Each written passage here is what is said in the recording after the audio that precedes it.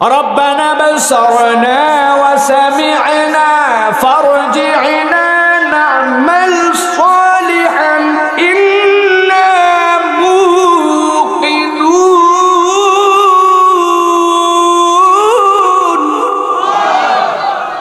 আমার আল্লাহ বলছেন কিয়ামতের দিনে হাজির হবে একদল লোক। হাজির হওয়ার পর আল্লাহর কাছে বলবে রব্বুল আমিন দুনিয়ার বুকে যা যা বলেছিলেন সবগুলোর প্রমাণ আজকে পেয়ে গেছি। রব্বানা বিসারনা ওয়া সামি'না, যা দেখা লাগবে সব দেখে ফেলছি আল্লাহ। যা শোনার কথা ছিল সব হাতে নাতে প্রমাণ পেয়ে গেছি আল্লাহ।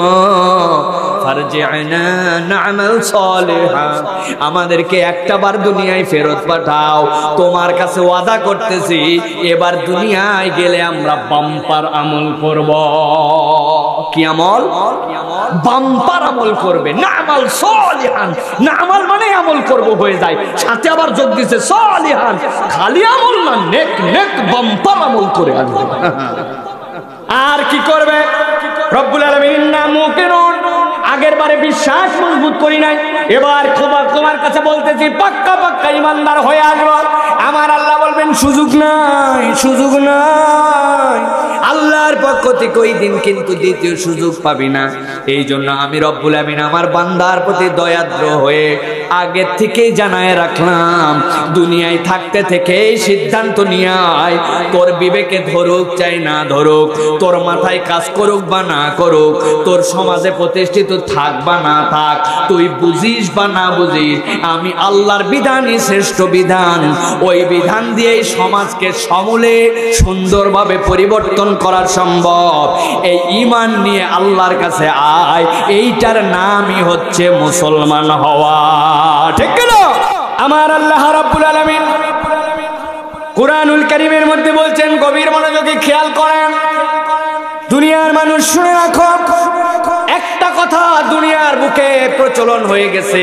দুনিয়ায় আমরা বলি জীবন আমাদের একটাই, এই জীবনটা যদি শেষ হয়ে যায় তাইলেই তো শেষ, অতএব এই জীবনের জন্য দুনিয়াতে যেভাবে পারো সেভাবে উপভোগ করে নাও, জীবনকে দুনিয়ার বুকে এনজয় করে নাও, বলে কিনা? কিন্তু প্রিয় ভাইরা একটু খেয়াল করলে দেখেন মানুষের যে জীবনটাকে আল্লাহ সৃষ্টি করেছেন এই জীবনের কোনো শেষ নাই। আপনার আমার জন্য যে জীবনকে আল্লাহ সেই আলমে আরওয়াতে সৃষ্টি করেছেন, করার পরে আল্লাহ জিজ্ঞাসা করেছিলেন আলাস্তু বিরাব্বিকুম, ওই রূহটাকে আল্লাহ রাব্বুল আমিন মায়ের রেহেমের মধ্যে দিয়েছেন, ওইটার দ্বারাই দুনিয়াতে মানুষ করে পাঠাইছেন। আবার আল্লাহ দুনিয়ার যে মেয়াদ, ওই মেয়াদের পরে মৃত্যু নামক একটা যানবাহন ওই আরওয়ার কাছে পাঠায় দিবেন, ওই রূহের কাছে পাঠায় দিবেন। মৃত্যু নামক যানবাহনটাতে চড়ে আপনার রূহটা এই দুনিয়ার থেকে পরকালীন জীবনে পার হয়ে যাবে।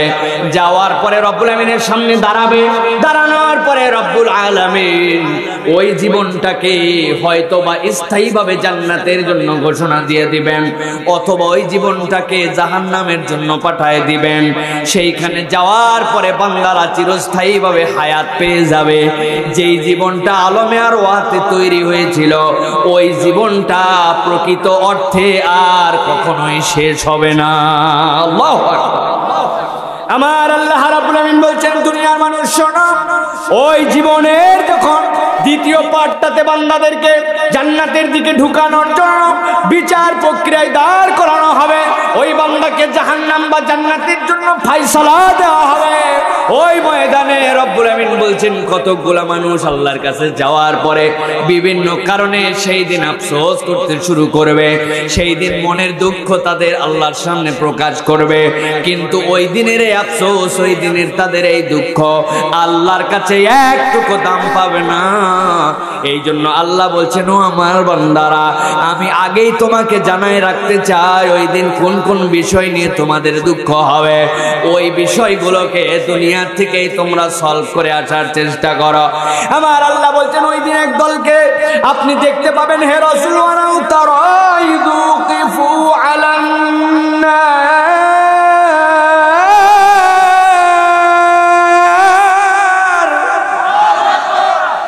আমার আল্লাহ বলছেন আপনি দেখতে পাবেন একটা দলকে জাহান্নামের সামনে যখন তাদেরকে নিয়ে আসা হয়েছে, জাহান্নামের সামনে তাদেরকে দাঁড় করায় দেওয়া হবে। যেই না জাহান্নামের সামনে তারা দাঁড়াবে, আমার আল্লাহ বলছেন জাহান্নামের দরজাটা অটোমেটিক পদ্ধতিতে হবে। কারা কারা জাহান্নামী, জাহান্নামের দরজায় সিগন্যাল দেওয়া থাকবে, দেখার সাথে সাথে ফুতিহাত আবওয়াবুহা, এক মুহূর্ত দেরি করবে না, দরজাটা খুলে যাবে। যেই না জাহান্নামের দরজা খুলবে, জাহান্নাম শুধু চাবে আমার কাছে আয়, আমার কাছে আয়, এক্ষুনি তোরে খেয়ে ফেলবো, এক্ষুনি তোরে পুরাইতে শুরু করব। কিন্তু আমার আল্লাহ বলছেন ওই মানুষগুলোকে জাহান্নামে নিক্ষেপের আগে আমি রব্বুল আমিন তাদের মুখ দিয়ে কতগুলা কথা বের করাবো।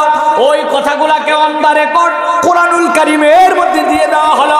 এখন কথা হচ্ছে জাহান্নামে সে চলেই যাবে, কিন্তু জাহান্নামে যাওয়ার পরে ওই দরজার সামনে দাঁড়ায় কেন রব্বুল আমিনের সামনে কথা বলার সুযোগটা পাবে? আর কেন এই বান্দাগুলাকে রব্বুল আমিন এই কথা বলতেই বা দিবেন? কারণটা কি? এর কারণটা হাদিসের পরিভাষায় এসেছে, আল্লাহ রব্বুল আমিন কিয়ামতের দিনে যখন মানুষের আমলনামাকে 3 ভাগে ভাগ করে দিবেন, এক দলের ব্যাপারে আল্লাহর ঘোষণা তখন থাকবে। আল্লাহর নবী বলছেন ইন্নাল্লাহা লা ইয়ানজুরু ইলাইহা, আল্লাহ রব্বুল আমিন তাদের মুখের দিকেও তাকাবেন না যাদের আমলনামার মধ্যে কুফর আর শিরিক যুক্ত থাকবে। ওই মানুষগুলাকে বিনা হিসাবে কোনো আবেদন নিবেদন, কোনো বক্তব্য ছাড়াই জাহান্নামের সামনে হাজির করে দেওয়া হবে। জাহান্নামের সামনে যেহেতু হাজির হয়ে গেছে, আল্লাহ জাহান্নামে ফেলার আগে তাদের মুখ দিয়ে শুনাই নেবেন, আমি যে তোদের জন্য বিচার করেছি, আমি যে তোদের দিকে তাকাই নাই, আজকে জাহান্নামে চলে যেতে হচ্ছে। এইটা কি উপযুক্ত নাকি অনুপযুক্ত? তোদের মুখ দিয়ে একটু শুনতে চাই। আমার আল্লাহ বলছেন সাথে সাথে তারা বলতে শুরু করবে, ফাকালু ইয়া লাইতানা নুরাদ্দু ওয়া লা নুকাযিবা বিআয়াতি রাব্বিনা।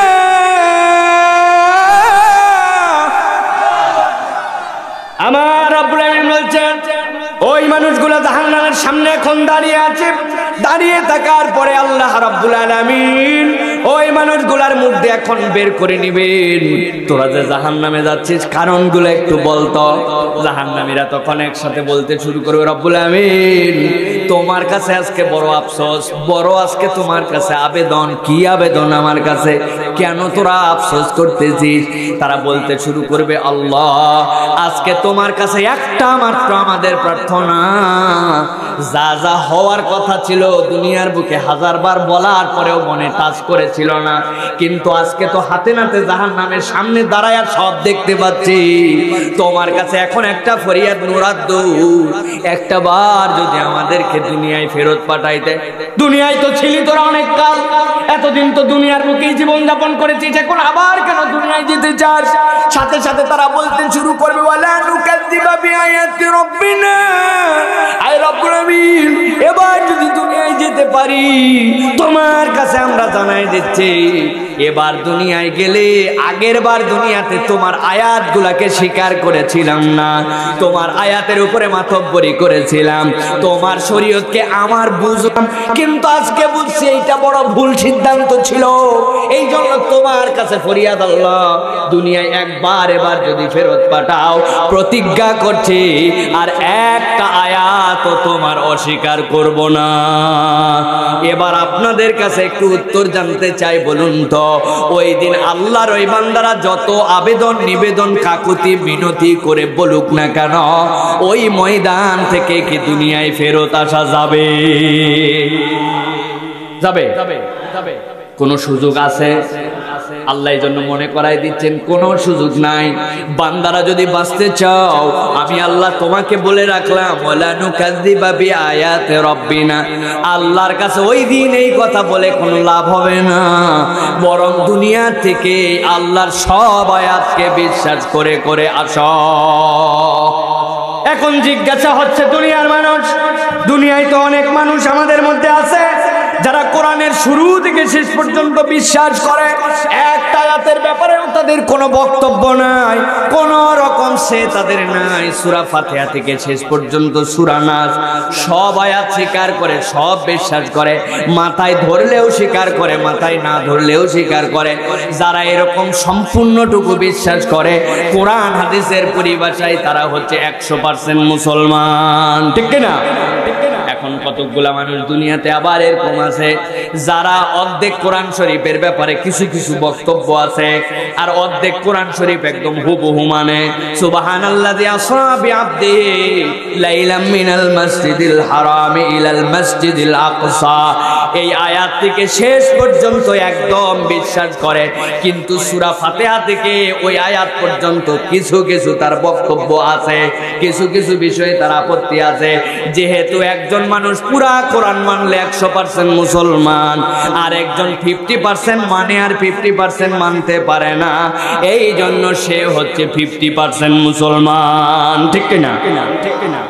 ঠিক। 20% যদি বিশ্বাস করে তাহলে 20% মুসলমান।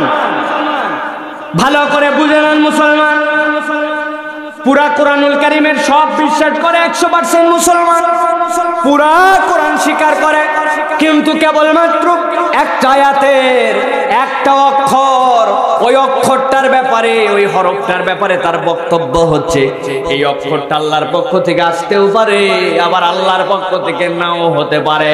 পুরা কোরআন স্বীকার করে, কেবল একটা হরফের ব্যাপারে যদি এরকম বক্তব্য দেয় কোরআন সুন্নাহ অনুযায়ী, ওই ব্যক্তি হচ্ছে 0% মুসলমান। ঠিক কিনা?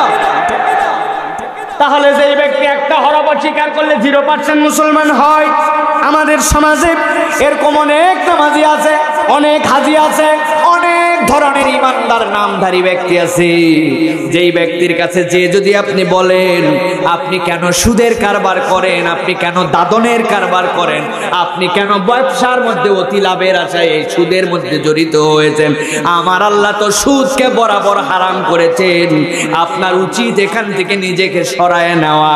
ওই নামাজি, ওই রোজাদার, ওই নামধারী ইমানদার উল্টা যুক্তি দেয়, 1400 বছর আগে মদিনার জগতে ব্যাংক ছিল না, বীমা ছিল না, আজকের জগতে এলসি হয়েছে, ব্যাংক খুলেছে, কত কি খুলেছে।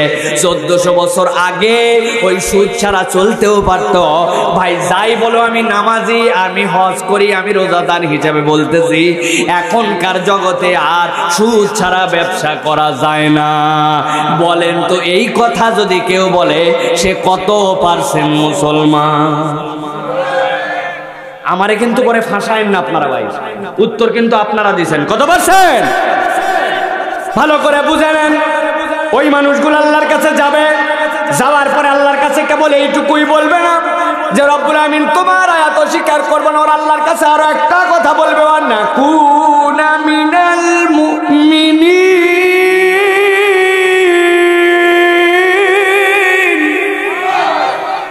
এই রব্বুল আলামিন, ভেবেছিলাম আমরা দুনিয়ার বুকে পূর্ণ মুমিন হয়ে গেছি, কিন্তু আজকে আসার পরে দেখতেছি আমাদের ইমানে পূর্ণাঙ্গতা হয় নাই, ইমানের পাত্রের এমন জায়গায় ভেজাল ঢুকছে আমার, আজকেতে দেখি আমার ইমান নাই নাই অবস্থা। একবার দুনিয়ায় ফেরত পাঠাও, আমরা এবার 100% মুসলমান হয়ে আসব। বলেন তো ওই দিন এই কথা বললে আল্লাহর কাছে কি 100% মুসলমান হওয়ার জন্য দুনিয়ায় ফেরত আসার দ্বিতীয় সুযোগ আছে? প্রিয় মুসলমান, ভালো করে বুঝেন। আরেকজন মুসলমান আছেন যিনি নামাজ পড়েন, রোজা রাখেন, হজ করেন, সুদ খাওয়া যে খারাপ এইটাও তিনি স্বীকার করেন, কিন্তু উনার কাছে যাওয়ার পরে আপনি বলেছেন দুনিয়াটাই যদি আমরা সঠিক এবং সুন্দরভাবে শান্তি প্রতিষ্ঠিত করতে চাই, আমার আল্লাহ সব বিধানের সাথে কোরআনুল কারীমের মধ্যে রব্বুল আলামিন কতগুলা সামাজিক দণ্ডবিধির কথাও বলেছেন। কোন একটা মানুষ যদি চুরি করে দুনিয়াতে, তাহলে ওই চোরের জন্য যদি প্রমাণিত হয় তাহলে কি শাস্তি হবে, এই শাস্তির কথা কি কোরআনে আছে কি নাই? কথা বলেন। রাস্তার মধ্যে দেওয়ার কথা ছিল, তার জন্য যে পরিমাণ পিস, যে পরিমাণ বিটুমিন, যেই পরিমাণ খোয়া, যেই পরিমাণ পাথর, এইটাকে ফাঁকি দিয়ে যদি পাথরের বদলে দেয় খোয়া, বালির বদলে দেয় মাটি, বিটুমিনের বদলে দেয় কেরোসিন, আর এইটা যদি প্রমাণ হয়ে যায় তাহলে ওই চোরের শাস্তির বিধান কোরআনে আছে কি নাই? খাম্বার ভিতরে দেওয়ার কথা ছিল রড, দিছে কি? আমি কিন্তু বলি নাই, ঠিক কিনা? এখন যদি ওই ধরা পড়ে, দেওয়ার কথা যা দেয়নি এইটার বিচার যদি প্রমাণ হয় তাহলে কোরআনে চোরের বিচার আছে কি নাই? যদি কোনো ব্যক্তি ধর্ষণ করে ওই ধর্ষকের বিচার কি হবে? ওই ধর্ষক যদি বিবাহিত হয় তাহলে তার কি বিচার হবে? ওই ধর্ষক যদি অবিবাহিত হয় তার কি বিচার হবে? কোরআনে আছে কি নাই? ওই বিচার যদি হয়ে যায়, ওই বিচার কি কোনো রাষ্ট্রপতি বা কোনো সেনা প্রধানের মাফ করার ক্ষমতা আছে? আছে নাকি? আপনি বুঝাইছেন এইটা হচ্ছে ইসলামের বিধিবিধান। সমাজকে সুন্দর করতে হলে ইসলামের এই বিধিবিধানগুলোকে আমাদের সমাজে বাস্তবায়ন করা দরকার। নামাজি, হাজী সাহেব, রোজাদার ওই ব্যক্তি পছন্দ করে না সমাজের সুদ চলুক, কিন্তু এই কথা বলার সাথে সাথে আমাদের সমাজে এরকম কতগুলা মানুষ আছে দুইটা কথার সাথে সাথে বলে ফেলবে। প্রথম কথা হচ্ছে বক্তারে চিনে ফেলাইছি, বক্তা কোন দলের এজেন্ট, ঠিক কিনা? আর একটা কথা বলবি দ্বিতীয় কথা হচ্ছে ভাইয়েরা কথা ঠিকই আছে, ভালো আছে, আল্লাহর কথা সবই সুন্দর, কিন্তু ওই 1400 বছর আগে পাথর মারার বিধান ছিল। এখন আমরা উন্নয়নশীল দেশের দিকে যাচ্ছি, এখনো যদি আমরা 1400 বছর আগের পুরাতন হাত কাটা আর পুরাতন পাথর মারার বিধান চালু করি, আমেরিকা আমাদেরকে কি বলবে? ইউরোপের দেশ আমাদের ব্যাপারে কি ধারণা করবে?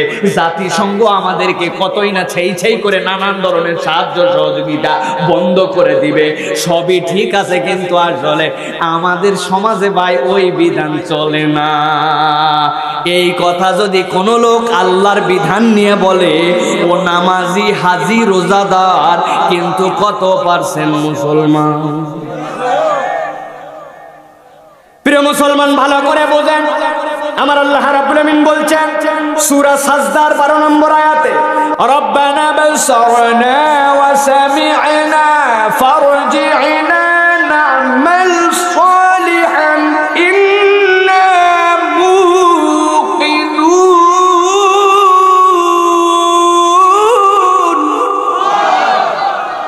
আমার আল্লাহ বলছেন কিয়ামতের দিনে হাজির হবে একদল লোক, হাজির হওয়ার পর আল্লাহর কাছে বলবে, রব্বুল আমিন দুনিয়ার বুকে যা যা বলেছিলেন সবগুলার প্রমাণ আজকে পেয়ে গেছি। রব্বানা বাসরনা ওয়া সামি'না, যা দেখা লাগবে সব দেখে ফেলছি আল্লাহ, যা শোনার কথা ছিল সব হাতে নাতে প্রমাণ পেয়ে গেছি আল্লাহ। ফারজি'না না'মাল সালিহান, আমাদেরকে একটাবার দুনিয়ায় ফেরত পাঠাও, তোমার কাছে ওয়াদা করতেছি এবার দুনিয়ায় গেলে আমরা বাম্পার আমল করব। কি আমল? বাম্পার আমল করবে। না'মাল সালিহান, না'মাল মানে আমল করব হয়ে যায়, সাথে আবার যোগ দিছে সালিহান, খালি আমল না, নেক নেক বাম্পার আমল করে আনবে। আর কি করবে? রব্বুল আলামিন ইন্না মুকিনুন, আগের বারে বিশ্বাস মজবুত করি নাই, এবার তোমার কাছে বলতেছি পাক্কা পাক্কা ইমানদার হয়ে আসবো। আমার আল্লাহ বলবেন সুযোগ নাই, সুযোগ নাই। আল্লাহর পক্ষ থেকে ওই দিন কিন্তু দ্বিতীয় সুযোগ পাবি না। এই জন্য আমি রব্বুল আমিন আমার বান্দার প্রতি দয়াদ্র হয়ে আগের থেকেই জানায় রাখলাম, দুনিয়ায় থাকতে থেকে সিদ্ধান্ত নিয়ে আয়, তোর বিবেকে ধরুক চাই না ধরুক, তোর মাথায় কাজ করুক বা না করুক, তোর সমাজে প্রতিষ্ঠিত থাক বা না থাক, তুই বুঝিস বা না বুঝিস, আমি আল্লাহর বিধানই শ্রেষ্ঠ বিধান। ওই বিধান দিয়েই সমাজকে সমূলে সুন্দরভাবে পরিবর্তন করা সম্ভব। এই ঈমান নিয়ে আল্লাহর কাছে আয়, এইটার নামই হচ্ছে মুসলমান হওয়া, ঠিক না? কি সাক্ষ্য দিছেন আল্লাহর কাছে? ভালো করে বুঝেন, ওয়াজ বাড়িতে নিয়ে যাবেন ঠান্ডা মাথায়।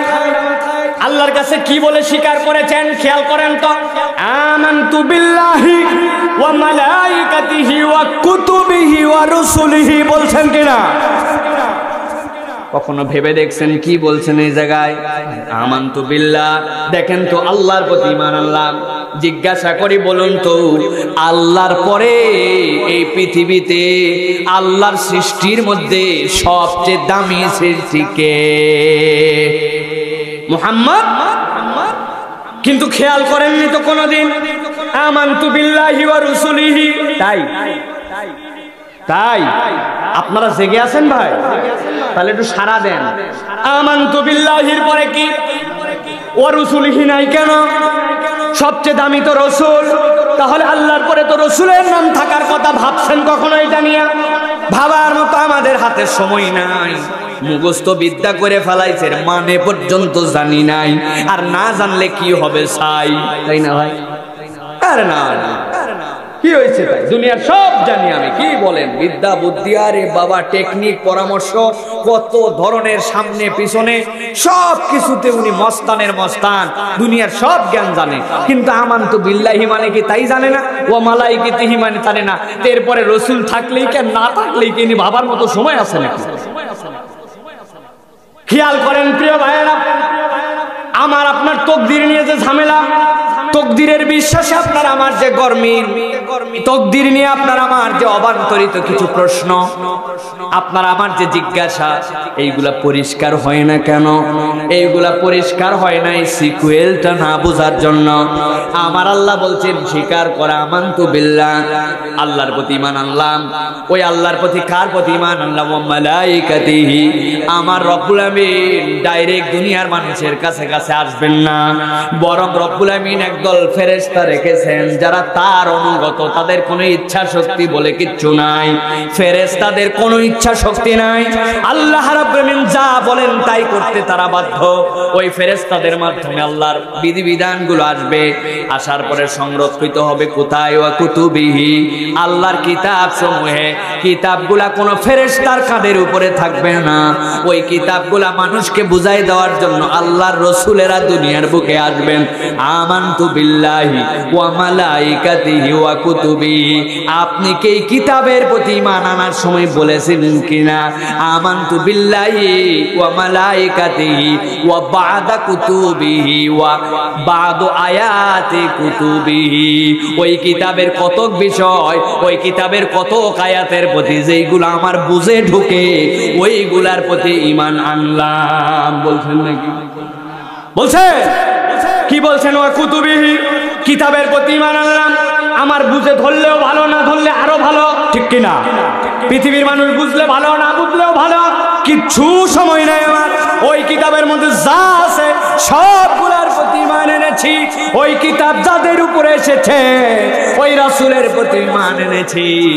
আপনি যখন এই স্বীকারোক্তি দিবেন, এই চারটা বিষয়ের সিকুয়েল যখন আপনার মনের মধ্যে প্রশান্ত করে দিবে, আপনার তকদিরের ভালো মন্দের বিষয় নিয়ে আপনার আর জিজ্ঞাসা থাকবে না, মন পরিষ্কার হয়ে যাবে। সুবহানাল্লাহ।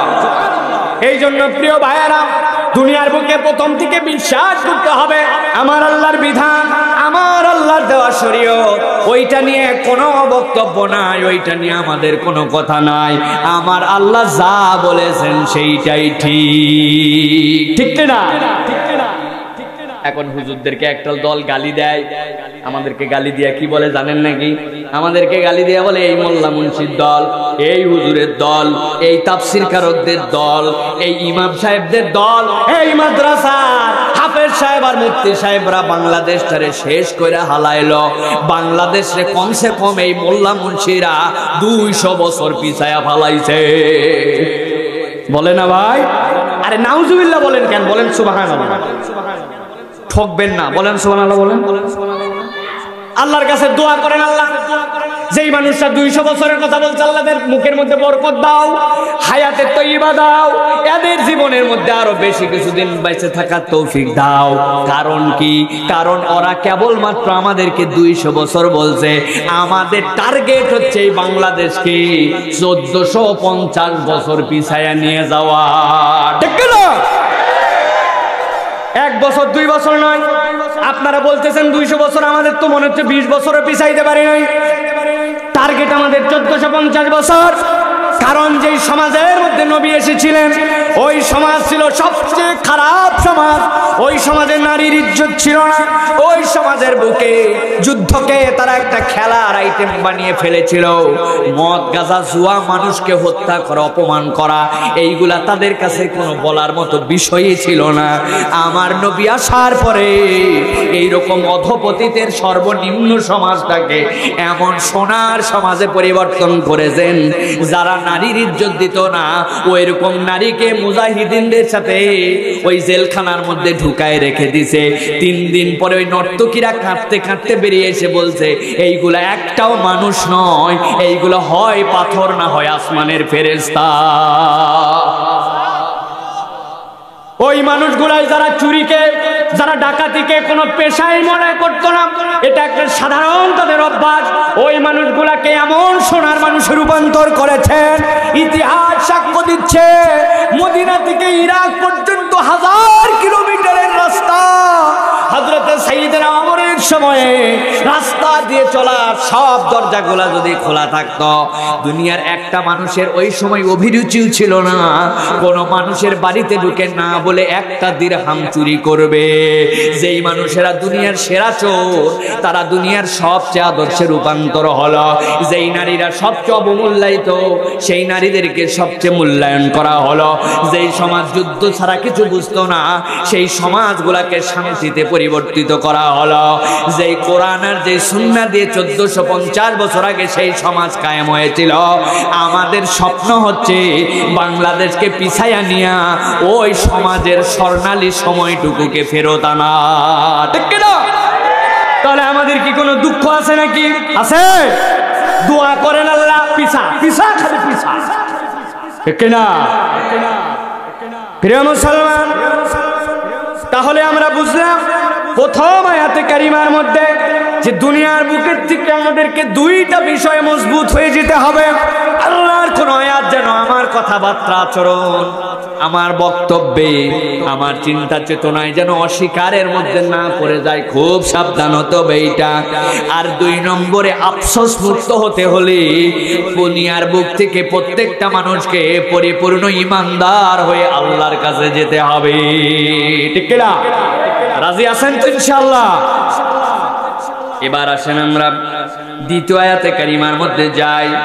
আমার আল্লাহ রাব্বুল আমিন বলছেন, কিয়ামতের দিনে আরেক শ্রেণীর লোক আল্লাহর সামনে হাজির হয়ে যাবে। হাজির হওয়ার পরে তারা আল্লাহর কাছে একটা আবেদন নিবেদন করতে শুরু করবে। আমার আল্লাহ রাব্বুল আমিন বলছেন, তারা কি বলবে, কেন বলবে শুনে নাও। ওই মানুষগুলো আল্লাহর সামনে হাজির হওয়ার পরে আল্লাহ তাদের শানে দুনিয়ার বুকে কোরআনের মধ্যে আয়াতে কারিমা আগেই জানায় রাখছেন। আল্লাহ বলছেন, ইন্না আনযারনাকুম আযাবান করিবা ইয়াওমা ইয়ানজুরুল মার'উ মা কদ্দামাত ইয়াদাহু ওয়া ইয়াকুলুল কাফিরু ইয়া লাইতানি কুনতু তুরাবা। আল্লাহু আকবার। আমার আল্লাহ কি বলছেন ভালো করে খেয়াল করেন। আল্লাহ রাব্বুল আমিন বলছেন, ইন্না আনযারনাকুম আযাবান করিবা। কিয়ামতের দিনে এখনো ফয়সালা হয় নাই, এখন ওই মানুষগুলা জাহান্নামের কোথায় যাবে, অথবা ওই মানুষগুলোর জন্য বিচার করার পরে কোথায় যেতে বলা হবে, ওই মানুষগুলার জন্য এখনো ফাইনাল করে দেওয়া হয় নাই। কিন্তু ওই মানুষগুলা যেই না আল্লাহ রাব্বুল আমিনের আযাব দেখে ফেলবে, আল্লাহর শাস্তির স্বরূপটা সেখানে দেখতে পাবে, দেখার সাথে সাথে তাদের মনের মধ্যে একটা ভীতির উদয় হয়ে যাবে। কেন ভীতি হবে? আল্লাহ বলছেন, সাথে সাথে ইয়াউমা ইয়ানজুরুল মার'উ মা কদ্দামাত ইয়াদা।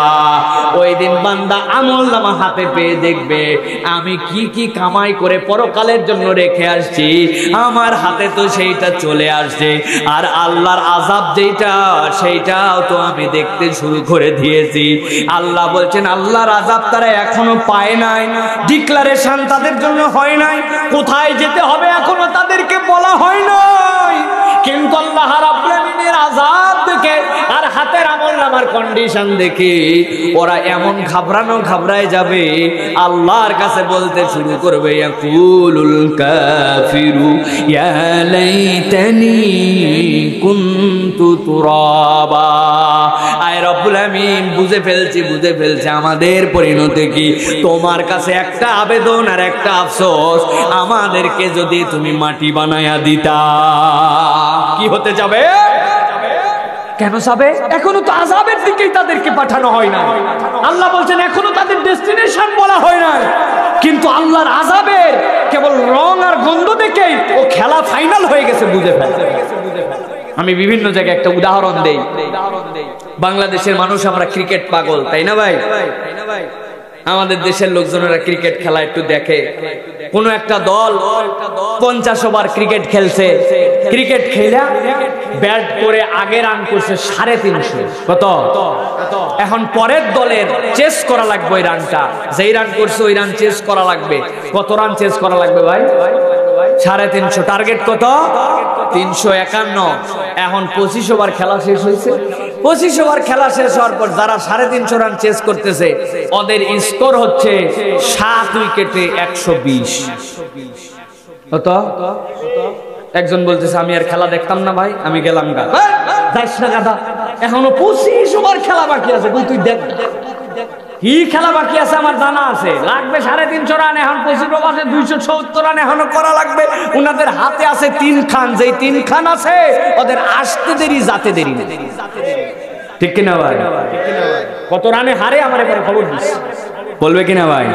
তার মানে পুরা খেলা কিন্তু দেখা লাগে নাই, অর্ধেক খেলাতেই রেজাল্ট জেনে ফেলছে। আমার রব্বুল আমিন কি কথা বলছে? ইন্না আনজারনাকুম আযাবান করিবা ইয়াওমা ইয়ানজুরুল মারউ মা কদ্দামাত ইয়াদাহু।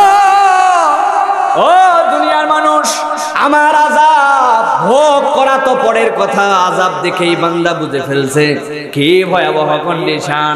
আল্লাহ বলছেন আল্লাহর কাছে আফসোস করবে আর বলবে ইয়াকুলুল কাফিরু ইয়া লাইতানি কুনতু তুরাবা।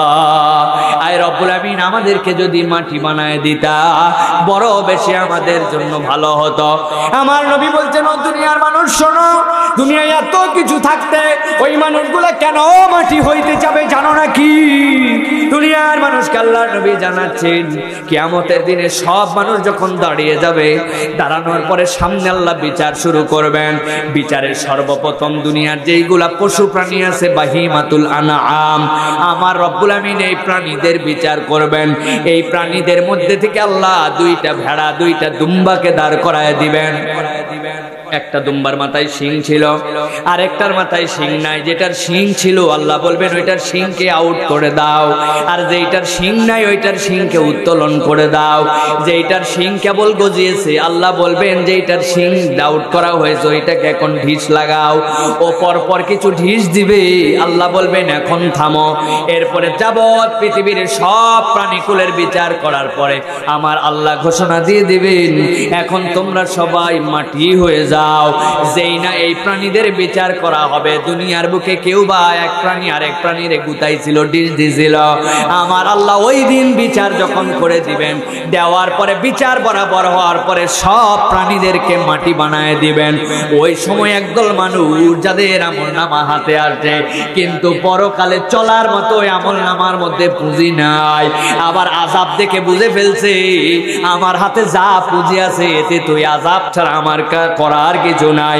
আল্লাহর কাছে আফসোস করে তারা বলতে শুরু করবে আল্লাহ আমাদেরকে যদি তুমি মাটি বানায়া দিতা। আল্লাহ বলছেন ও আমার আদরের বান্দারা রে, কিয়ামতের দিনে তোরে তো আমি মাটি বানাবো না, তোরে আমি মাটি বানানোর জন্য সৃষ্টিও করি নাই। ওই দিন মিছে আমার কাছে আবেদন হয়ে যাবে, ওই আবেদনে একটুকু দাম নাই। এই জন্য দুনিয়াতে অগ্রিম তোদেরকে জানায় রাখলাম, দুনিয়ার জীবনে এমন কিছু কামাই করে আয় যেই কামাই করে আসার পরে কিয়ামতের দিনে অন্তত বলতে হবে যে আল্লাহ আমি মাটি হতে চাই না, কিছু আমার আমলনামায় কম আছে তুমি মাফ করে জান্নাতের ব্যবস্থা আমাকে করে দাও। ঠিক কি না? কিন্তু আমাদের জীবনের চলাফেরা, আমাদের জীবনের প্রত্যেকটা ধাপ, আমাদের জীবনের পদক্ষেপ দেখলে কি মনে হচ্ছে যে আমাদের দুনিয়াতে পরকালের জন্য কিছু পার করার মতো কোনো কার্যক্রম কি আদৌ আছে? আছে মানে কি হুজুর? অবশ্যই আছে। 5 ওয়াক্ত নামাজ পড়ি, করেন কিনা? দাড়ি রাখছি, জুব্বা পরি, রমজানের রোজা রাখি, ফরজ হলে হজ পর্যন্ত করব। আমরা অবশ্যই পরকালে কিছু পার পাওয়ার মতো কায়দা কানুন করছি। এখন আমি যদি আপনাকে প্রমাণ করে দিতে পারি নামাজ পড়া, রোজা রাখা, হজ করা, যাকাত দেওয়া এইগুলা প্রকৃত অর্থে একটাও ভালো কাজ নয়, কি চিন্তা করছেন? হুজুর বলে কি রে, নামাজ রোজা হজ যাকাত একটাও ভালো কাজ নয়। একটু মাথা খাটায় খেয়াল করেন, নামাজ রোজা হজ যাকাত তো অবশ্যই ভালো কাজ, কিন্তু একটু বোঝেন। আপনার স্কুলে আপনি যদি ওই ক্লাসের মধ্যে থেকে পরের ক্লাসে উঠতে চান, আপনি ক্লাস 5-এ আছেন, ক্লাস 6-এ আপনি যাবেন, আপনার সাবজেক্ট আছে 5টা, বাংলা, ইংরেজি, গণিত, ভূগোল, ইতিহাস, এই 5টা সাবজেক্ট আপনার মাত্র। করোনাকালীন সময় এইগুলাতে কিচ্ছু লাগবে না, পাস মার্ক লাগবে। আপনার কিছু লাগবে না, পাস করে যদি পরের ক্লাসে যেতে চান পাস মার্ক লাগবে। পাস মার্ক কত? 33। 100-র মধ্যে 33 পাইলে পাস। এখন বলেন তো, কোন বান্দা যদি 33 না পায় তাহলে পরের ক্লাসে উঠতে পারবে নাকি? কথা বলেন। কিন্তু ক্লাসে যদি 1 রোল করতে চায় তাইলে তার 80 পাওয়া লাগতে পারে, 82 পাওয়া লাগতে পারে, 90 পাওয়া লাগতে 1 রোল। 89 যে পাইছে তার রোল 2, তারপরে পাইছে 88 তার রোল 3। কিন্তু পাস করার জন্য কমসে কম আপনাকে 33 পাওয়া লাগবে, ঠিক কি না? আমার আল্লাহ বলছেন, রাসূল আপনি জানান, বুনিয়াল ইসলামু আলা খামসিন, শাহাদাতু আল্লা ইলাহা ইল্লাল্লাহ ওয়া আন্না মুহাম্মাদান আবদুহু ওয়া রাসূলুহু। রাসূল আপনি জানান, ইসলাম যদি একটা স্কুল হয়, ইসলাম যদি একটা ইনস্টিটিউট হয়, আপনার জন্য জীবন পদ্ধতির নাম হয়, ওইটার 5টা বেনা আছে, 5টা মূল সাবজেক্ট আছে। ওই 5টা মূল সাবজেক্ট যদি আপনার জীবনে না থাকে, ইসলামের স্কুলে আপনার নাম থাকবে না। একজন মানুষ যদি তাহলে নামাজ না পড়ে, তার প্রতি যদি ফরজ হয়, রোজা যদি না রাখে যে রোজা তারপরে ফরজ, হজ তার ফরজ হওয়ার পরেও যদি হজ না করে, বলেন তো ও যতই দাবি করো ইসলামের স্কুলের পাস মার্ক কি তার আছে? কথা বলেন, আছে? তাহলে যেটা আপনার আমার জীবনের কেবল পাস মার্ক, ওইটা কেমনে কেলি ভালো কাজ হয়? ওইটা আপনার আমার জীবনের পাস মার্ক। অবশ্যই নামাজ রোজা ভালো কাজ, এটা তো করতেই হবে, না করলে তো স্কুলের নামই নাই। কিন্তু আল্লাহ বলছেন, ও বান্দা, দুনিয়ার থেকে আসার পরে আমার কাছে যদি একটু গ্রেড পেতে চাস, জান্নাতের দিকে ধাবমান হতে চাস, ওই জান্নাতে রাসূলের পাশে যদি একটু জায়গা পেতে চাস, তাহলে কেবলমাত্র এতটুকুই নয়, অ্যাডিশনাল কিছু ভালো কাজ কর, যেই কাজের কারণে আল্লাহর কাছে তোর মর্যাদা বৃদ্ধি পাবে, ঠিক কি না? সেই ভালো কাজ হচ্ছে এইগুলা, যা আপনি মানুষকে কল্যাণের দিকে ডাকেন, আপনি মানুষকে ইসলামের দিকে ডাকেন, আপনি মানুষকে মানুষের উপকারের জন্য উদ্বুদ্ধ করেন, আপনি যুবকদেরকে খারাপ কাজ থেকে ভালোর দিকে ডাকেন। মাদ্রাসায় কোরআন শিখতে চায় না, যারা কোরআন শিখে তাদেরকে মূল্যায়ন করা হয় না, আপনি তাদেরকে একটু মূল্যায়ন করেন। এইগুলা আল্লাহর কাছে অনেক দামি কাজ, ঠিক কিনা? উল্টা আপনি ফতুয়া মারেন, উল্টা আপনি মানুষকে নিরুৎসাহিত করেন, হিফজুল কোরআন প্রতিযোগিতা করেন, না জায়েজ, হিফজুল কোরআন প্রতিযোগিতা করা হারাম। আরে ফতুয়াবাজ আপনি হইছেন, একটা ভালো কাজ করতে পারেন না, মানুষ ভালো কাজ করলে ওইগুলাতে ফতুয়া মারেন আপনারা, ঠিক না? এগুলা কখনোই ইসলামের বন্ধু নয়। তারা এই ফতুয়াবাজি করে বেড়াচ্ছে, এরা ইসলামকে খণ্ড বিখণ্ড করে আমাদের সমাজটাকে কলুষিত করতে চায়, ঠিক না? চিহ্নিত করবেন এদেরকে, একদম নাম ধরে চিহ্নিত করে সমাজে তাদেরকে শুধরাতে বলবেন, সমাজপতিরা দায়িত্ব নিয়ে তাদের কাছে বলবেন, খবরদার এই সকল আউল ফাউল ফতুয়া দিবেন না আপনারা।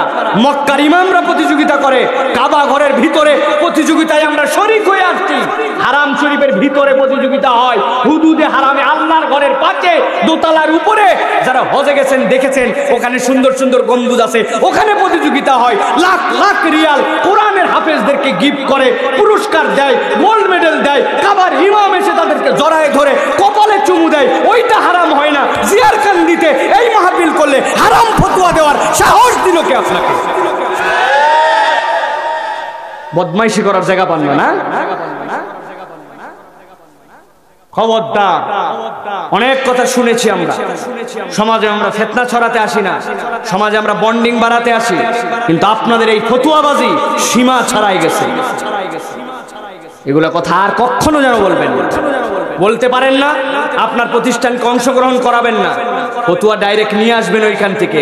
বাংলাদেশের কত বড় বড় মুফতি, যান যাত্রাবাড়িতে চলে যান, যান আব্দুল মালিক সাহেবের কাছে চলে যান, শেখ আহমদুল্লাহর কাছে চলে যান, মুফতি সাইদ সাহেব হুজুরের কাছে চলে যান, মুফতি দেলোয়ার সাহেব হুজুরের কাছে চলে যান, মুফতি আব্দুল কুদ্দুস সাহেব হুজুরের কাছে চলে যান, হাটহাজারিতে যান, ফতোয়া বের করে তারপর এখানে প্রেজেন্ট করবেন। হঠাৎ করে মুখ দিয়ে একটা বাজে কথা বলবেন না। এইগুলা ভালো কাজ, এই কাজ সমাজকে পরিবর্তন করছে। এই মাহফিলগুলা এখন পুরা আমাদের ইসলামের দুশমনদের জন্য হেডেক হয়ে দাঁড়াইছে। ষড়যন্ত্র এমনি এমনি করে না মাহফিল বন্ধ করা, কোরআনের বিপক্ষে ষড়যন্ত্র এমনি এমনি করে না।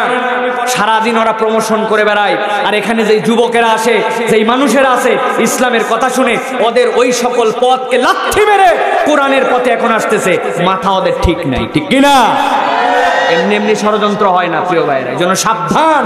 এখন আমাদের জাতিকে, আমাদের দেশকে, এখন ইমানদারদেরকে, মুসলমানদেরকে একত্রিত করার সময়, সেখানে কোরআনের মাহফিলে কোরআনের হেফজুল কোরআন নিয়ে এলাকায় নাকি ফতুয়াবাজি হয়। কেন? আল্লাহ আমাদেরকে বুঝ দান করবেন, আল্লাহুম্মা আমিন। আল্লাহ আমাদেরকে তৌফিক দান করবেন, আল্লাহুম্মা আমিন। আমাদের বাংলাদেশের প্রখ্যাত আলোচক ছিলেন, আল্লাহ রাব্বুল আমিন তার হায়াত দারাজ করুক। ওনারা যে বলতেন যে মূল মাকসুদ হচ্ছে মাল, নাকি মাকসুদ তেরা মাল হ্যায়, এ হাল তেরা চাল হ্যায়, মাকসুদ তেরা মাল হ্যায়।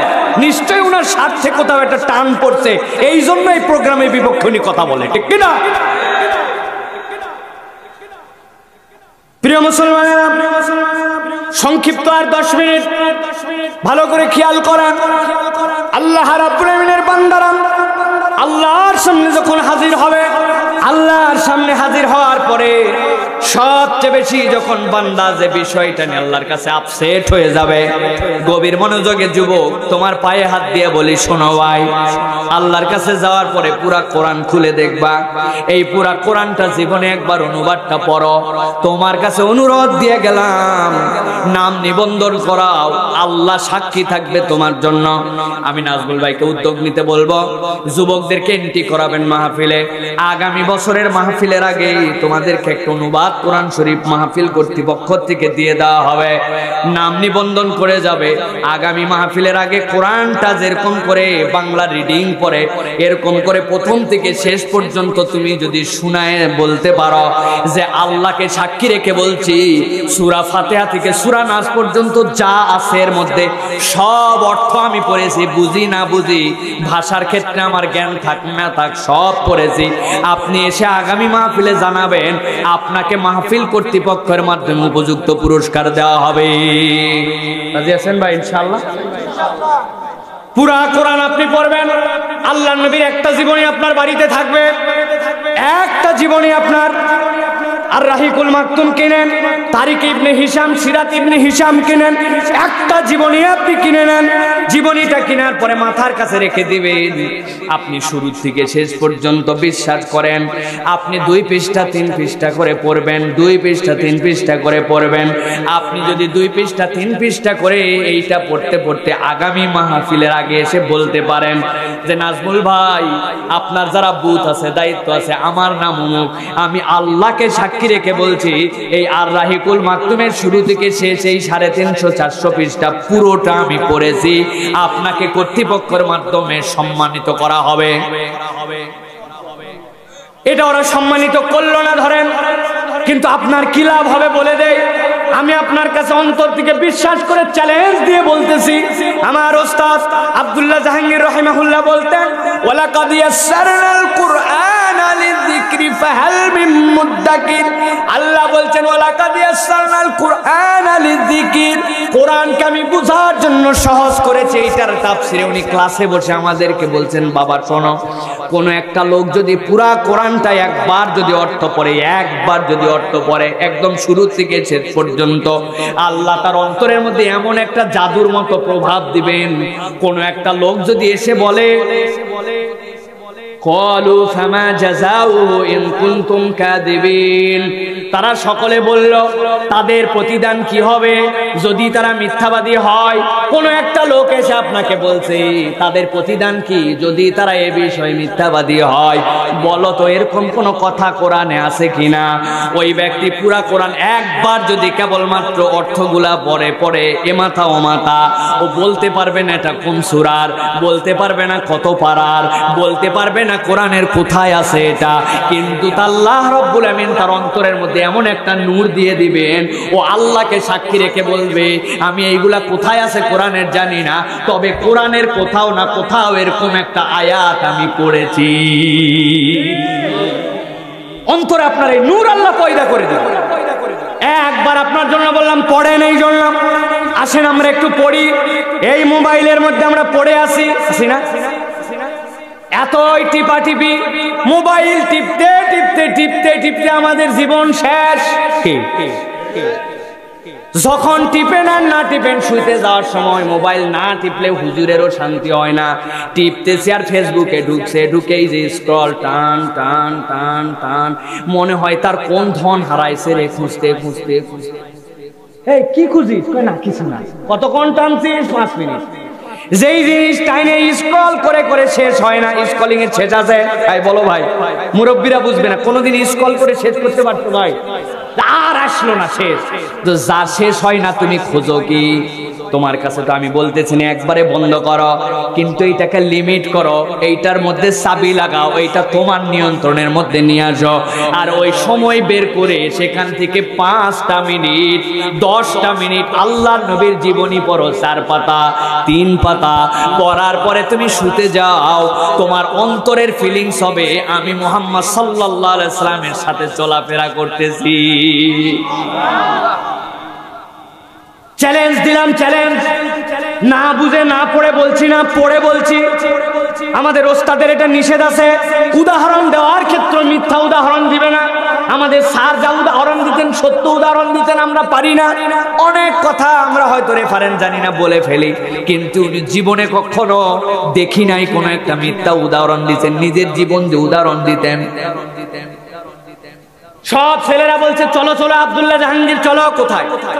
আরে এত পরে কি হবে, এত পরে তোমার কি হবে? আজকেই যদি মরে যাও, কালকেই মরে গেলে সব শেষ। চলো মরুভূমিতে চলে যাব, যাওয়ার পরে সেখানে পিকনিক করি, আনন্দ করি। চলো যাই যাই ঘুরে আসি, ডেজার্টের মধ্যে যাই পার্টি করে আসি। স্যার বলতেন, আমি তাদের কাছে বলতাম শোনো তোমাদের কথা ঠিক, কালকে মরে গেলেই তো সব শেষ, কিন্তু এটাও বলি বাই চান্স যদি কালকে বেঁচে যাই, কি বেঁচে যায়, বাই চান্স যদি কালকে বেঁচে যায়, তাহলে আমি এত পড়া পড়ি না, কালকে মরে গেলে দুনিয়ার কিছুই করি না এরকম আফসোস, কিন্তু যদি বেঁচে যাই কালকে, তাইলে এতটুকু পড়া ছাড়ি না যে কালকে আমার জীবনে আফসোস হবে। যেই মানুষটা এই রকম করে নিজের জীবন চালাইছেন, পৃথিবীর মায়ের পেটের থেকে পড়ার পরের থেকে আরবি বলে, সৌদি আরব, কাতার, কুয়েত, তারপরে হচ্ছে ওমান, বাহরাইন, আশপাশের ইয়ামেন, যত দেশ আছে 18 থেকে 19টা দেশের আরবি ভাষাভাষীর সাথে একজন বাঙালি ছেলে পরীক্ষা দেওয়ার পরে পরীক্ষার খাতায় বেশিরভাগ 100 পাইতেন, কখনো 97, 98। বাদশা কর্তৃক ঘোষিত সৌদি আরবের নোবেল বলা হয়, এই পুরস্কার পেয়ে বাংলাদেশে ব্যাক করেছিলেন। সুবহানাল্লাহ।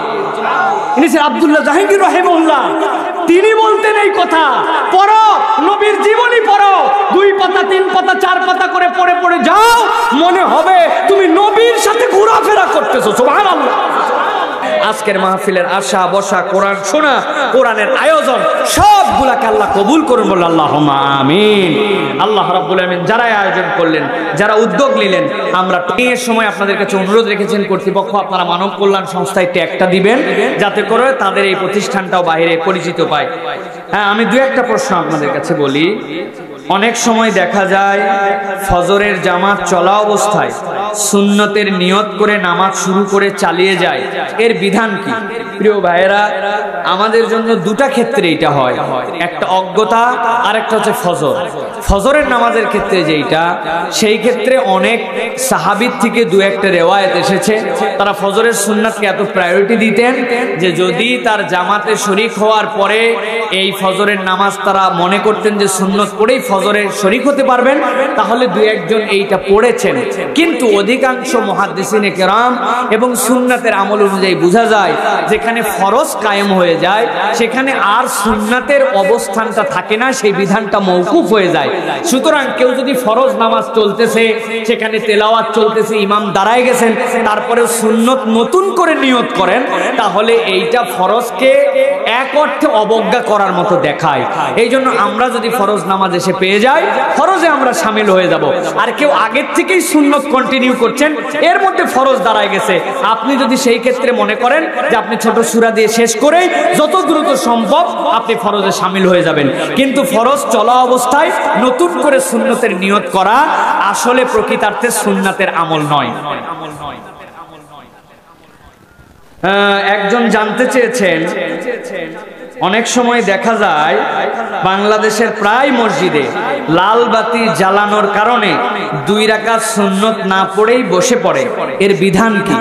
আমাদের মসজিদগুলোতে যতগুলো অসৌন্দর্য প্রতিষ্ঠিত হয়েছে, এর মধ্যে একটা অসৌন্দর্যের নাম হচ্ছে মসজিদে লাল বাতি সিস্টেমের আবিষ্কার। এটা মসজিদের শানের সাথে যায় না। রাসূলুল্লাহ সাল্লাল্লাহু আলাইহি ওয়াসাল্লাম বলেছেন, যখন তুমি মসজিদে ঢুকবে 2 রাকাত নামাজ পড়ো, তারপরে বসবে। আমাদের দেশের লোক এই সুন্নত জানে না। না জানার কারণে প্র্যাকটিসটা কি হয় জানেন? প্র্যাকটিস হয় হচ্ছে মসজিদে ঢুকছে, ঢোকার পরে ওযু করে যেহেতু আসছে, আইসে আস্তে করে বসে, বসে হাতা টাতাগুলা সব ঠিক করে মুখ টুক মুছে হাত রুমালটা পকেটে ভাঁজ করে এরপরে উঠে নামাজ পড়ে। আপনার নামাজ পড়ার সওয়াব হয়, কিন্তু নবীজির সুন্নত পালন করার সওয়াব হয় না। আপনার বিধান কোন রকম বসা ছাড়াই, আপনার যদি ক্ষমতার মধ্যে থাকে 1-1.5 মিনিট 2 মিনিট লাগে ছোট্ট ছোট্ট 2টা সূরা দিয়া, ইন্না আতাইনা কুল হুয়াল্লাহ দিয়া নামাজ পড়লেও আপনি নামাজ পড়ে তারপরে বসবেন। আর দুনিয়ার কারো ক্ষমতা নাই মসজিদে লাল বাতি জ্বলাই দিয়া আপনারে নামাজে নিষেধ করবে। তবে এখানে একটা কথা আছে, ফিতনা ছড়ানো যাবে না। মসজিদে যারা লাল বাতি জ্বলাইছেন, উনাদের টার্গেট কি এইটা যে মানুষকে সুন্নত থেকে থামাই দেওয়া? উনাদের বুঝের ক্ষেত্রটা এরকম যে একটা মানুষ আসছে আর হয়তো 40 সেকেন্ড আছে, উনি আইসে হয়তো ঘড়িটা ঠিক মতো দেখতে পারে না অথবা খেয়াল করে না, ধাপ করে যদি নামাজে দাঁড়ায় যায় তাহলে ফরজ দাঁড়ায় গেলে ওনার সুন্নতের মনোযোগও হবে না, আবার ফরজটাও অবহেলার মধ্যে পড়ে যায়। এই জন্য উনারা 1 মিনিট বা 40 সেকেন্ড আগে ওইটা জ্বালায় দেয়, এই সেন্সে এইটা করা হয়। সুতরাং এইটা করা হারাম, এইটা করা কবিরা গুনাহ, এরকম ফালতু কথাও বলা যাবে না, বরং বলতে হবে যে এইটা মসজিদে দরকার নাই। এখন ডিজিটাল ঘড়ি হইতে মানুষজন টাইম সম্পর্কে সচেতন, তার যদি ক্ষমতায় হয় 2 রাকাত পড়বে, আর না হলে সে যদি দাঁড়ায়ও যায় কথার কথা, তাহলে নামাজ পড়তে পড়তে তো সে অন্য সময় শরীক হয়ে যেতে পারবে। অতএব মসজিদে আমরা লাল বাতি জ্বলাইয়া মানুষের নামাজ থেকে ঠেকানোর এই কালচার থেকে বেরিয়ে আসি। ঠিক আছে তো ভাই?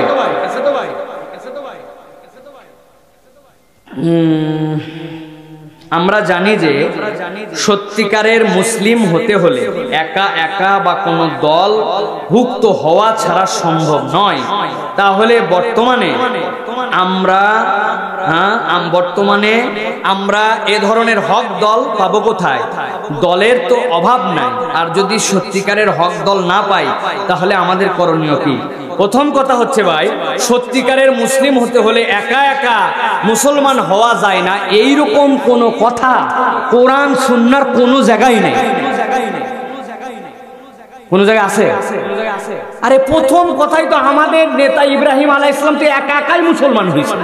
ইন্নী ওয়াজ্জাহতু ওয়াজহিয়া লিল্লাযী ফাতারাস সামাওয়াতি ওয়াল আরদা হানিফাও ওয়া মা আনা মিনাল। এটা কিভাবে বলছেন? দল দল দল বল আব্বা আম্মা সবারে নিয়া উনি সূর্য উঠলো চলে গেল, চন্দ্র উঠলো চলে গেল, উনি বলেন এইগুলা কোনোটাই আমার রব নয়। আমি বলতেছি আমি এখন এইগুলো সব চন্দ্র সূর্যের স্রষ্টার দিকে মুখ ফিরালাম, আমি মুশরিক নই। তো মুসলমান তো একা একা হওয়া লাগে, ঠিক কি না? এই ভুয়া বুঝটা দিছে কেটা আপনারা? এই বুঝটা আপনার সঠিক নয়। হ্যাঁ, এখানে একটা কথা আছে যে হুজুর মুসলমান আমরা হইছি, উনিও মুসলমান, আমিও মুসলমান, উনিও মুসলমান, কিন্তু আমরা সবাই ঐক্যবদ্ধ হয়ে থাকবো। এই ঐক্যবদ্ধ হয়ে থাকা আবার ফরজ, ঠিক কিনা? এইখানে আবার ভুল কনসেপ্ট আছে। আমাদের ধারণা দলের কাতারে যাইয়ে ঐক্যবদ্ধ হতে হবে। জি না, দলহীন ঐক্যবদ্ধ হতে হবে আপনাকে। আপনি একটা দল, আমি একটা দল, উনি একটা দল, উনার দলই সহি, আমার দলই সহি, বাকি সবগুলা বাতিল, তাই না? কে বলছে আপনারে? আপনারা দলহীন আল্লাহর রজ্জুকে ঐক্যবদ্ধভাবে ধরেন। আমাদের দল হচ্ছে হিজবুল্লাহ, আল্লাহর দল, ঈমান আছে যার, আমরা এক পার্টি, ঠিক না? দুনিয়ার বুকে বিচ্ছিন্নভাবে সামাজিক সংগঠন থাকবে। এখন এই জায়গায় সংগঠনের নাম দিছে কি? মানব কল্যাণ সংস্থা। উনারা কোনো দল, উনার একটা ব্যানার, উনার একটা গোষ্ঠী, উনারাও ইসলামের জন্য কাজ করছেন। আরেক দল নাম দিয়েছে হিলফুল ফুজুল যুব সংঘ। উনারা কি কোনো দল? উনারা একটা ব্যানার, উনারাও ইসলামের দল কাজ করতেছেন। আমাদের ইমানের প্রশ্নে কোনো ব্যানার নাই, সবাই মিলে আমরা আল্লাহর দল, ঠিক কিনা? রসুলের সৈনিক, ঠিক কিনা? এর জন্য কোনো দলের কাছে আপনার সিলিন্ডার হতে হবে না, অমুক দলের কর্মী হওয়া লাগবে, তুমুক দলের লিডার হওয়া লাগবে না। মুসলমান হয়ে আল্লাহর কর্মসূচি বাস্তবায়ন করবে যে আল্লাহর দলে আছে সে, ঠিক কিনা? আমরা সবাই সেই দলে ইনশাআল্লাহ। আর একটা প্রশ্ন উত্তর দেব, আর এখন সম্ভব নয়, অনেক রাত হয়ে গেছে। সাহাবীদের জীবন নিয়ে নির্মিত একটি সিরিজ হলো উমার সিরিজ। এই সিরিজে রাসূলুল্লাহ সাল্লাল্লাহু আলাইহি সাল্লাম ছাড়া ইসলামের বিখ্যাত অনেক সাহাবীর চরিত্রে অভিনেতার অভিনয় করেছেন। এটা দেখার ব্যাপারে শরীয়তের হুকুম কি? এছাড়াও বিভিন্ন ইসলামী সিরিজ দেখার ব্যাপারে শরীয়তের হুকুম কি? খুব দারুণ একটা প্রশ্ন করেছেন প্রিয় ভাইয়েরা। হযরত আবু বকর, ওমর, ওসমান, তারপরে আব্দুল্লাহ ইবনে মাসউদ, তালহা ইবনে জুবায়ের, যতগুলো আমাদের বিখ্যাত সাহাবীদেরকে নিয়ে সিরিজ বানাইছে। ওমরের চরিত্রে একজন রোল করছেন, আবু বকরের চরিত্রে একজন রোল করছেন। ইসলামী শরীয়ত দৃষ্টিভঙ্গিতে সাহাবীরা যেহেতু আমাদের কাছে আদুল, তারা হচ্ছে ন্যায় নিষ্ঠার মানদণ্ডে কোনো ব্যক্তিকে কাল্পনিক রূপ দিয়া সাহাবীদের চরিত্রে অভিনয় করানো ইসলামী শরীয়ত অনুযায়ী সঠিক নয়, সঠিক নয়। আপনি তার চরিত্র পড়েন, আপনি কিতাব পড়েন, তার সিরাত পড়েন, আশারে মুবাশশিরা পড়েন, কিন্তু ওই মানবীয় চরিত্রে আমিও তো দেখেছি আবু বকরের নাম দিয়ে একজন অভিনয় করেছে, তার দাড়িগুলাই ছোট ছোট। তালহা ইবনে জুবাইরকে দিয়ে একজন অভিনয় করাইছে, তার দাড়ি ফ্রেঞ্চ কাট। আল্লাহর নবীর কোন সাহাবী জীবনে কখনো দাড়ি কাটেন নাই। আল্লাহ রাব্বুল আমিন পৃথিবীতে কোনো পয়গম্বর পাঠান নাই দাড়িহীন অবস্থায়, সবার দাড়ি লম্বা ছিল। মোষ ছোট করা, দাড়ি ছেড়ে দেওয়াই সুন্নত। এখন ওই সাহাবীর ওই চরিত্র থেকে একজন বললে আমি ওমর সিরিজে দেখেছি দাড়ি ছোট ছোট ছিল, অতএব এই দাড়ি রাখাও জায়েজ আছে, বলতে বসবে কিনা? তাহলে আমরা বিভ্রান্তির মধ্যে যাব। এই জন্য আমরা বলবো এইরকম কোন সিরিজ যেইগুলোর মধ্যে এরকম সাহাবীদেরকে মেনশন করা হয়েছে, আল্লাহর ওয়াস্তে এইগুলো আমাদের না দেখাই উত্তম হবে প্রিয় ভাইরা। আর যদি দেখেনও তাহলে আপনাকে ভাবতে হবে যে এইটা কেবলমাত্র এইরকম ব্যক্তি নন যে যেই ব্যক্তিকে দেখাচ্ছি উনি আবু বকর ওমরের চরিত্রকে ফুলফিল করছেন, বরং আপনি ইতিহাস পড়ে তার সাথে যে জানেই না সে যদি দেখে তার জন্য দেখা যেতে পারে। কিন্তু আমরা যারা পড়তে শিখেছি আবু বকর ওমরের চরিত্র জানি, তাদের জন্য এটা দেখা বা এটাকে প্রমোশন করা আমাদের জন্য ঠিক নয়। আমাদের নাজমুল ভাই একটা প্রশ্ন করবেন, উনি বলছেন, আমি ভাইকে সুযোগ দিচ্ছি সরাসরি একটা প্রশ্ন, এই প্রশ্নের মাধ্যমে আজকের মাহফিল শেষ হবে ইনশাআল্লাহ।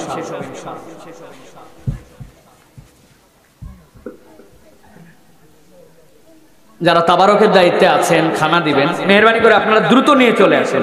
মেহমানদেরকে যেটা খাওয়াবেন, আর আপনারা একটু নড়ে চড়ে আপনারা কাতারের মতো করে একটু সামনে ফাঁকা করে বসেন তো ভাই, একটু মানে কাতার পুরা হতে হবে না, আপনার সামনে যেন ভাইরা যেতে পারে, একটু ডানে বামে তাকায় একটু ফাঁকা করে। সবাই তো উপস্থিত, আপনাদের কাছে আজকে আলোচনা কেমন লেগেছে? আল্লাহ যেন আমাদেরকে আজকের এই কোরআন সুরার আলোকে যেন আমরা আমাদের জীবনকে পরিচালনা করতে পারি, আল্লাহ যেন সেই সুযোগ দান করে দেয়। আমিন। আপনি যে সুন্দর কথা বলেছেন, জীবনে একবার হলো কোরআন একবার অর্থ সহকারে করব এবং রাসূলুল্লাহর জীবনী একবার আমরা পড়ব। সবাই কি পড়তে পারবেন ইনশাআল্লাহ? আল্লাহ আমাদের পড়ার সুযোগ করে দেন। এবং মুহতারামকে স্টেজে রেখে আমি আপনাদেরকে একটি কথা বলতে চাই। আল্লাহ যদি আমাদেরকে হায়াতে বাঁচিয়ে রাখে, আগামী বছর এই তাফসীরুল কোরআন মাহফিল যদি এখানে হয়, আর আপনারা যদি কেউ একজনও পুরো কোরআন অর্থ সহ করেন, মানব কল্যাণ সংস্থার পক্ষ হতে অন্ততপক্ষে 10 জনকে আমরা 50,000 টাকা পুরস্কার দিব, 5,000 টাকা করে ইনশাআল্লাহ। সম্মানের সুযোগ আপনারা চেষ্টা করেন, আমরা কথা দিচ্ছি আগামী তাফসীরুল কোরআন মাহফিলের স্টেজে আপনাদেরকে এটাকে পুরস্কৃত করা হবে ইনশাআল্লাহ। আমি বাইরে অনুরোধ করবো আপনারা একটু সামনে চলে আসেন, চেপে চেপে বসেন। আমরা তাবারক দেবো, আপনারা জানেন এই মুহূর্তে এখন অনেকেই তাবারকের আয়োজন করতে চান, শুধু একটি কারণ, তাবারক দেওয়ার চেয়ে অনেক সময় তাবারক দিতে গিয়ে গন্ডগোল বেশি হয়। কিন্তু আমরা সেই রিস্ক নিয়েই কিন্তু বিগত কয়েক বছর তাবারক করে আসছি এবং খুব সুশৃঙ্খল ভাবে সুন্দরভাবে তাবারক বিতরণ করে আসছি। আশা করছি আপনারা এই বছর আমাদেরকে হেল্প করলে আমাদের ভলান্টিয়ার ভাইরা আছে, খুব সুন্দরভাবে তাবারক দিতে পারবো। আমাদের আজকের এই মাহফিলের কাছে কিছু দোয়া চাওয়া হয়েছে। জাস্ট আমি এলাকার মানুষ দোয়া চেয়েছেন, অসুস্থ আছেন, আমাদের রফিক জেলার স্ত্রী জেঠির জন্য দোয়া চাচ্ছি, আমার নারায়ণ মুস্তাক মোল্লা, আমাদের মুশারফ জেলা এবং স্টেজে বসা আছেন আমাদের আমির রহমান অসুস্থ, তাদের জন্য দোয়া করবেন। নামাজ না পড়ে অনেক দূরের মসজিদে গিয়ে নামাজ পড়ে ওরা বক্তব্য করছে, এই মসজিদের যে সভাপতি তিনি মূর্খ, তিনি কিছু জানেন না, তার লেনদেন ভালো না, তার কথাবার্তা ভালো না। এই টাইপের সমস্যাগুলোতে আসলে এই সকল মানুষদের মসজিদের ব্যাপারে কি করিল সেগুলো যদি একটু বলতেন, তাহলে আমরা মনে করি সমাজে অনেক উপকৃত হতাম এবং আখিরাতে মুনাজাতের মধ্যে আমাদের প্রোগ্রাম শেষ হবে। যারা এসেছেন তাদেরকে ভারত প্রধান সংস্থার পক্ষ থেকে আন্তরিক মোবারকবাদ অভিনন্দন জানাচ্ছি। মোহতারাম আব্দুল হাই মোহাম্মদ সাইফুল্লাহ ভাইকে আন্তরিক মোবারকবাদ অভিনন্দন ভূমিকা শুভেচ্ছা জানাচ্ছি। আল্লাহ আমাদের চেষ্টা শ্রম স্যাক্রিফাইস কুরবানির জন্য কবুল করুন। আগামী বছরে যেন আমরা একজন সুন্দরভাবে করতে পারি, সকলে আমাদের জন্য দোয়া করবেন। আল্লাহ আমাদের সকলের চেষ্টাকে কর্মগুলো কবুল করুন। জাযাকুমুল্লাহ সবাইকে। আসসালামু আলাইকুম ওয়া রাহমাতুল্লাহি ওয়া বারাকাতুহু। ধন্যবাদ আমাদের নাজমুল ভাইকে। প্রিয় ভাই, একটা মাহফিলের জন্য কতটুকু কুরবানি থাকলে উনি এমন রিস্ক নিয়ে আসছেন, যিনি হয়তো জাপানে আর নাও যেতে পারেন। আমরা চাই না সেটা কখনো হোক, আল্লাহ যেন তার সবকিছু সহজ করে দেন, বলেন আল্লাহুম্মা আমিন। উনি এমন রিস্ক নিয়ে আসছেন যে নির্ধারিত একটা সময়ের মধ্যে যদি উনি ফ্লাইট করে না যেতে পারেন, উনি আর জাপানে ঢুকতেই পারবেন না, তাও উনি মনের আবেগ দেখায় মাহফিলের জন্য চলে আসছে। তো যারা এরকম মনের আবেগ দিয়ে কোরআনের জন্য করে, আপনাদের এলাকারও মানুষের অবদান আছে, আল্লাহ সকলকে এই কোরআনের খাদেম হিসেবে কবুল করেন, বলেন আল্লাহুম্মা আমিন। ওনার প্রশ্নটা আমি বুঝেছি। আমাদের সমাজে কতগুলো সমাজপতি এখন এমন হয়েছেন যে যাদের সত্যি সত্যি যৌক্তিক কিছু অগ্রহণযোগ্যতা মানুষের কাছে আছে, তাদের আচার আচরণ, তাদের কথাবার্তা, তাদের লেনদেন, সুদের কারবারের সাথে জড়িত থাকা, সমাজের এমন ধরনের কথাবার্তা, কাজ, আদর্শ বিশ্বাস করা, যাতে করে কিছু কিছু মুসল্লি মনের কষ্টে ওই এলাকার মসজিদে নামাজ পড়েন না, এই বলেন যে সভাপতি খারাপ, এই জন্য আমি এখানে নামাজ পড়ি না, সেক্রেটারি খারাপ, এই জন্য আমি নামাজ পড়ি না। কিন্তু এই যুক্তিটা কিন্তু মসজিদের শানের সাথে খেলাফ। কেননা আপনি নামাজ পড়বেন হচ্ছে ইমামের পিছনে, ইমামের যদি কেরাত বিশুদ্ধ থাকে আর ইমাম যদি সামাজিকভাবে এমন গর্হিত কাজের সাথে জড়িত না থাকেন, আভ্যন্তরীণ না প্রকাশ্য, যেই কাজের কারণে তাকে সমাজের মানুষ ইমাম হিসাবে অযোগ্য ভাবেন, এর বাহিরে যদি ইমামের কেরাত শুদ্ধ থাকে, তাহলে মসজিদ হিসাবে হক হচ্ছে আপনার নিকটস্থ মসজিদে আপনার সালাত আদায় করা। ওই সভাপতির আচরণ খারাপ হতে পারে, ওই সভাপতি সেক্রেটারি সাহেবের এমন কোনো বিষয় থাকতে পারে যেটা আপনার পছন্দ না হতে পারে, এটা আল্লাহর কাছে বিচার দেন, কিন্তু ওই মসজিদ তো আপনার হক, ওই মসজিদের মহল্লাবাসী আপনি, সেই হিসাবে ওই মসজিদে আপনার সালাত আদায় করতে হবে। একটা ফতোয়ার কিতাবের মধ্যে পড়েছিলাম যে কোনো ব্যক্তি যদি নিজের এলাকার মসজিদকে ত্যাগ করে কোনো কারণ ছাড়া, সফরের নিয়ত ছাড়া যদি তিনি অন্য মসজিদে নামাজ পড়তে যেতে চান, তাহলে ওয়াক্ত হওয়ার আগে সেই এলাকাটাকে ত্যাগ করে অন্য মসজিদে যাওয়া লাগবে। আপনি আজান শুনে নামাজ পড়তে যাচ্ছেন অন্য মসজিদে, আপনার ওয়াক্ত হওয়ার আগে যাওয়া লাগবে। আপনি এই সীমিত সভাপতি সেক্রেটারি এইগুলোর সাথে রাগারাগি যদি করি বা আমরা মন ধরাধরি করে মসজিদে নামাজ না পড়ি, এটা সুন্দর দেখায় না। বরং আমাদের প্রচেষ্টা হবে ও প্রত্যেকটা মসজিদে যেই সকল মানুষেরা সভ্য ভদ্র, এলাকার সবচেয়ে মুত্তাকি, সবচেয়ে ভালো মানুষ, তারা যেন সভাপতি সেক্রেটারি হতে পারেন, সেই ব্যবস্থা আমাদেরকে করা। আল্লাহ আমাদেরকে তৌফিক দেন, বলেন আল্লাহুম্মা আমিন।